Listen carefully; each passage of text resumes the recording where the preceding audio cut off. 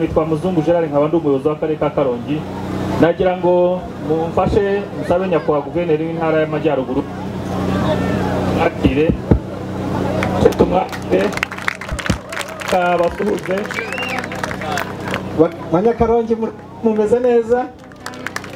arakoze cyane kandi yazanye na executive w'intara y'Amajyaruguru nawe rekaze abahe yambo Meya wa Musanze n'ababigire hino mu kanya kandi murabizi ko nubwo ari Musanze ariko ashobora kuba acumbika hano hafi aha. Kandi icyo twishimiye kurusha ibindi ko Nyarubengera Abanyakarongi dukunda sport, Nyakarongi dukunda sport by'umwihariko Abanyarubengera. Bityo rero mureka dukomeze tuyiteze imbere, dushyigikire amakipe yacu. Kwera umwanya dufite ntabwo twakwereka abantu dufite abashyitsi benshi nicyo cyiza gusa, sibyo? Mumfashe dushimire abashyitsi bacu baje kudushyigikira. Ikintu ngira ngo rero tujya ku musozo tubabwire ni impamvu nyamukuru. Murabona ko dufite abayobozi guhera kuri nyakubahwa guverineri w'intara y'Amajyaruguru na nyakubahwa guverineri w'intara yacu y'Iburengerazuba mu kanya yabageze ahangaha, n'aba bayobozi bose namwe mwese uko mwaje ahangaha. Kagame Cup ntabwo ari ibintu nk'ibindi, ntabwo ari imikino nk'iyindi.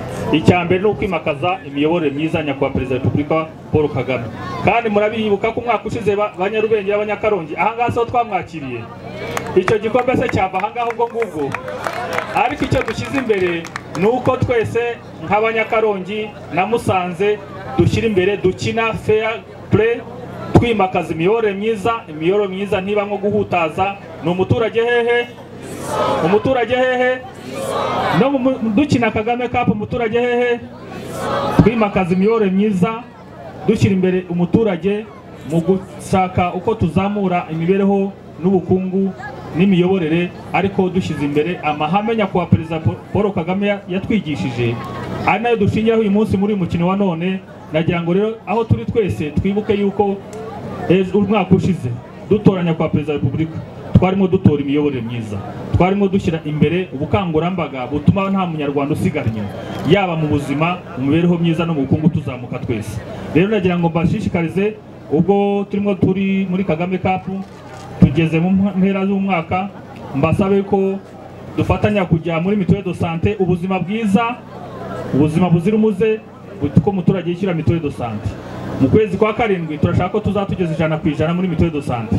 Tujya muri ejo heza duteganyiza ejo hacu hazaza, kuko akabando k'iminsi ugaca hakiri kare ugaca habona ukabika kure kakazakubera akabando k'iminsi. Murakoze cyane rero.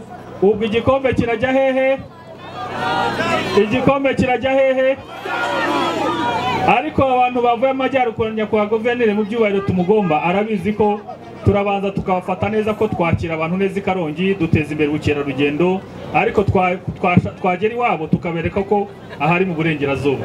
Intego rero ni yayindi. Murakoze cyane.